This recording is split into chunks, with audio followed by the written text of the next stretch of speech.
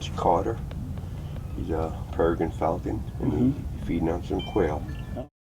And he's one of the guys that, you know, he flies well, but here would make no sense to take the chances because he ranges too far and he comes in much too fast, and he can easily get confused and land on a wire, and that would be it.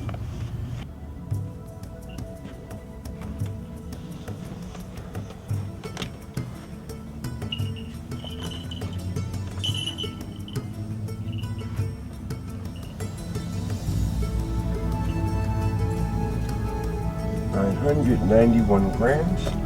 So, bring somebody else in.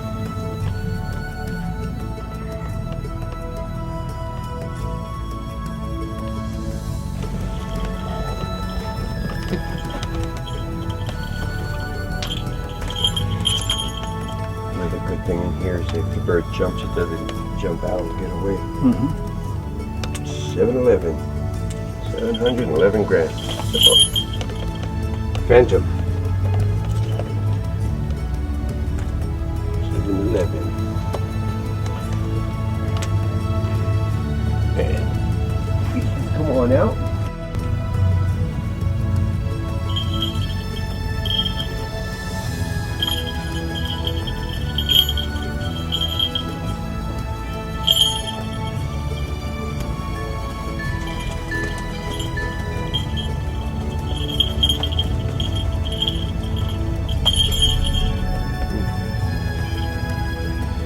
Hey, Sophia.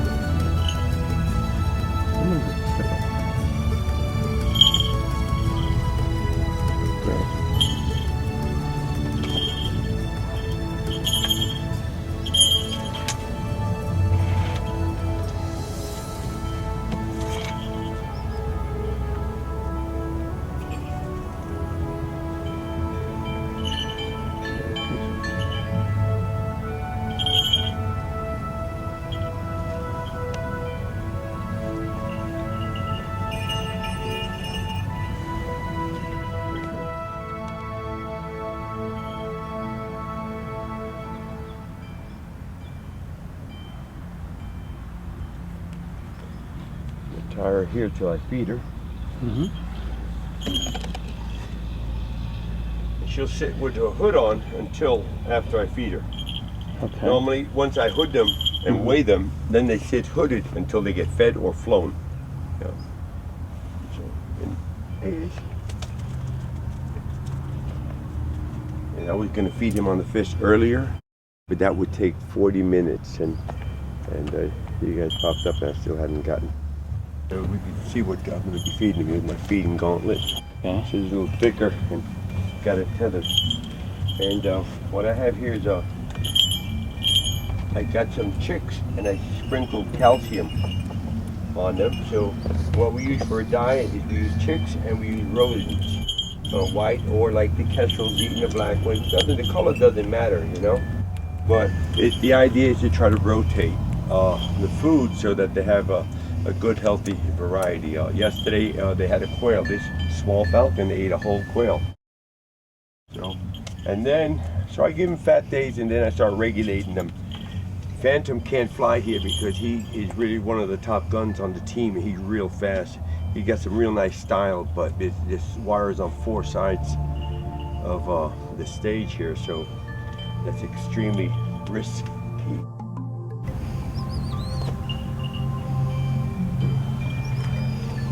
Put the food there, saves me a little bit of hygiene.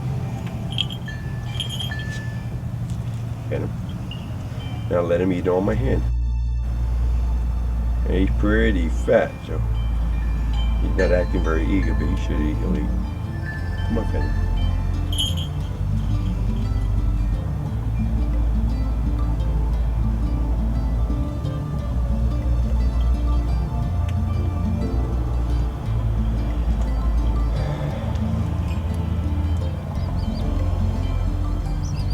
Don't worry, you guys are coming soon.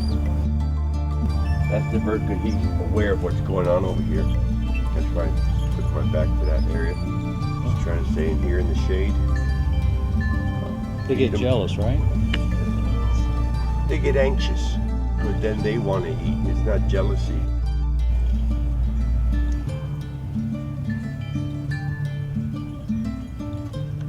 Normally I feed the birds right after I fly them. So if the birds are not going to fly, by noon, often, sometimes a little bit earlier if I have the chance. But sometimes I try to accomplish something in the morning because the rest of the day usually gets consumed by the bird training.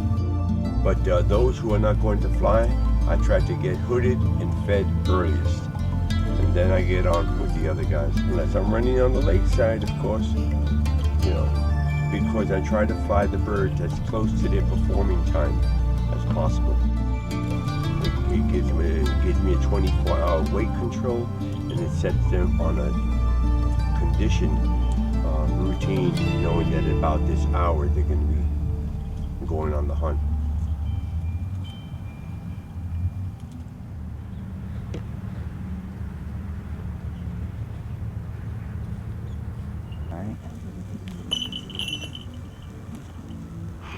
Have the bird tethered, got it ready to go. We put a radio tracking device on the bird's leg. Sometimes we put it on the tail, attach it to a bell, or there are different ways to apply the transmitter. She sure does fidget a lot.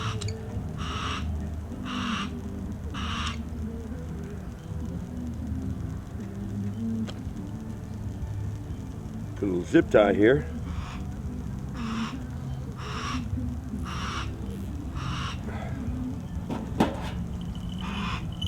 And that is just a safety, just in case she picks at the transmitter. It's difficult to remove. Now we're going to take her and we're going to exercise her to a bird lure.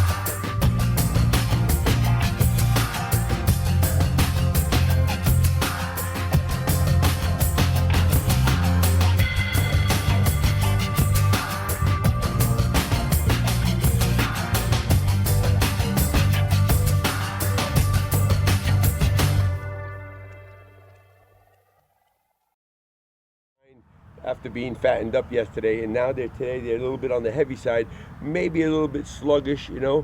What I anticipate is having them try to catch the lure once or twice. I'm going to use the bird lure, and then I'm going to try to arrange that he catches the lure, and then I'm going to call her to the fist. I'm going to see if I can get away with that, you know, and then I'll deal with her, give her a reward, hood her, because she's pretty heavy. Instead of, you know, sometimes If he gets it, I try to get to the lure, and if I can get to the lure and get the bird before the other bird gets in, then I have the other one catch the lure as well. But I'm just letting them get used to working as a team. I'm going to suggest that Sharon works these two as a team for the weekend. Already. So.